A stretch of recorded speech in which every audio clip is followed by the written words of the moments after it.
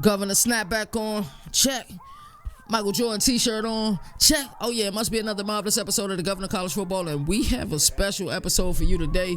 This Dabo Swinney situation, everybody's talking about it. Of course, the governor got to add his 2 cents into it.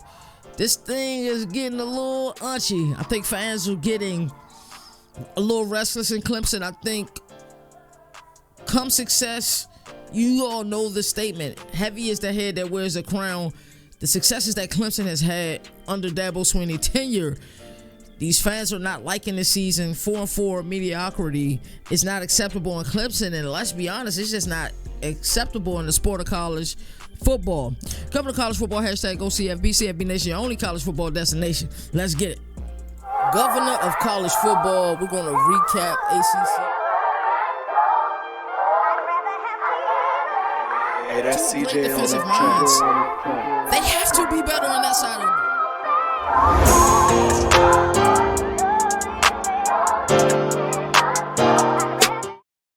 So, on Dabo Swinney's weekly radio show, he had a call-in, and he's brave for doing this, and I think a lot of coaches across America do it, where they allow live call-ins, so where the everyday fan can have a quick moment to kind of speak their piece on the head coach. So a caller by the name of Tyler called into the show and pretty much said that he doesn't believe that Dabo Swinney's pay is equal to the production on the field and being 4-4.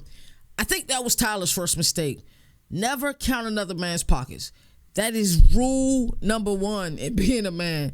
I understand that you are a fan, but you never count another man's pockets. So you should have expected Dabo Swinney's response to be what his response was. So he let you know because you forgot. Like Roy Jones said, y'all must have forgot. Dabo Swinney had to let you know. 12, 10-plus win years. That's only been done 3 times. 2 championships in 7 years. Like, Clemson has been really successful, but I understand it as a fan. I get it. There are no moral victories in the sport that are surviving advance. College football regular season is the greatest regular season of all sports. It's difficult to continue to do this year in and year out. It's crazy. Alabama, look at Alabama's year last year. You'd have thought, goddamn, Nick Saban went, 3-9 last season, the way that he was treated and the way, analysts like Paul Feinbaum was going at him this preseason.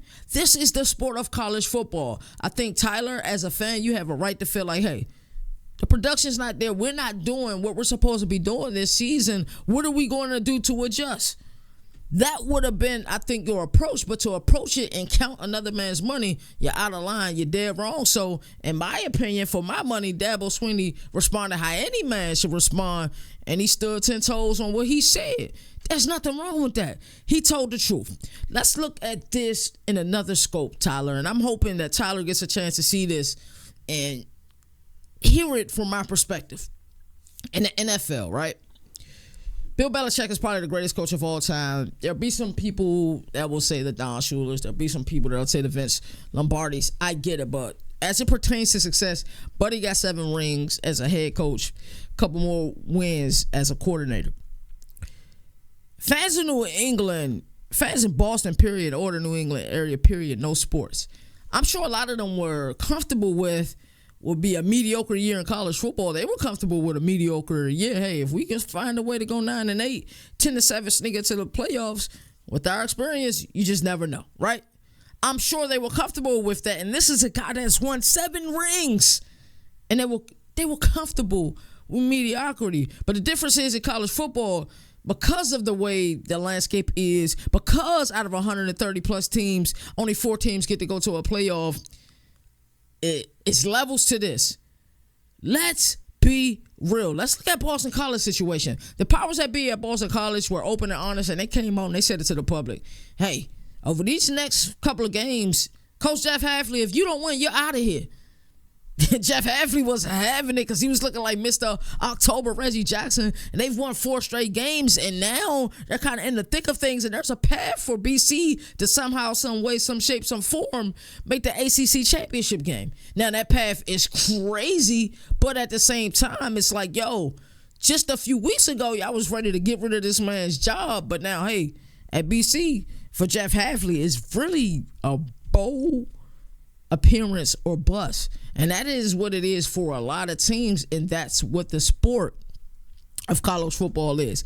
This is what Dabo Swinney did. You guys remember the big thing when Deion Sanders was playing for the 49ers, and he went and he had the statement like, "This is my house." He had the S-curl, had the texturizer on his head looking like a pimp named Slinkback from the Boondocks. That's essentially what Dabo had to remind you. You're like, yo, this is my house. I know what I'm doing. Here's what it is. Keep your opinion out of my pockets. That's all Dabo Swinney was saying. Yo, this is my house. I know what I'm doing. We'll get better. But y'all know me. I'm the governor of college football. I am not going to let Dabo Swinney get away with just everything. I will defend him. I will defend his opinion 100% because Tyler broke the rules of engagement by speaking on that man's pockets. But at the same time, Dabo, you're not out of the window because college football is the ultimate survivor sport.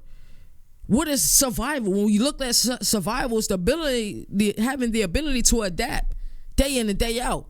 Your inability to adapt how NIL has affected the sport, how the transfer portal has affected the sport. You here have a free agency essentially like the NFL's free agency, and you're not utilizing it.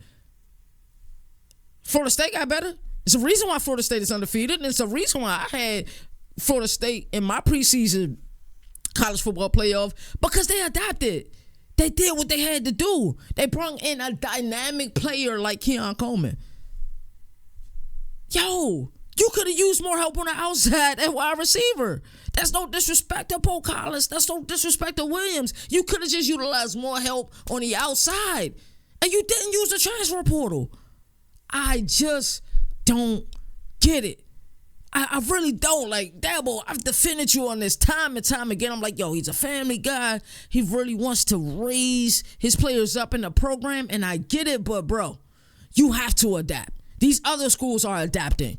You can't just use recruiting to build your program in 2023, Dabo. You just can't do it. You have to have the ability to adapt, the ability to change, the ability to survive. I said this in the off season. In the preseason before the season started. It was the off season after last season. That I thought that Brandon Streeter was kind of railroad. I thought he was thrown under the bus. Now, can you guys tell the difference between the offense of this year with Garrett Riley and the offense last year with Brandon Streeter? I can't. It looked like the same offense to me. I ain't saying this is true. It looked like Garrett Riley's been told when to run the ball and when not to run the ball. It's the same thing. You need more weapons, and I pray that when transfer portal season open up, that Clemson makes some moves for some major players. They have to. They just absolutely have to. Because I don't get it. I am governor of college football, and as I always like to say, do something nice with somebody you normally wouldn't do. Always pay it forward. Peace and love. Peace and blessings. And until next time, y'all already know what it is. One. Governor of college football. We're going to recap ACC. Hey, that's CJ great defensive on minds. They have to be better on that side of the ball.